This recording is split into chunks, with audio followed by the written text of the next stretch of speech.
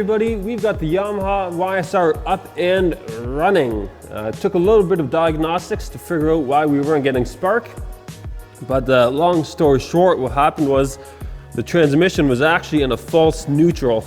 So when the side stand was down, the switch there was telling the electronics that the bike was in fact in gear, even though it was technically in neutral, so it wasn't giving any spark. So basically, fiddled around with the transmission to get it into a true neutral, put the side stand up, got spark, and Bob's your uncle. We had to clean out the carburetor. It was a little dirty, fuel was leaking out from everywhere, but long story short, this thing fires up and runs. Obviously still needs a lot of work.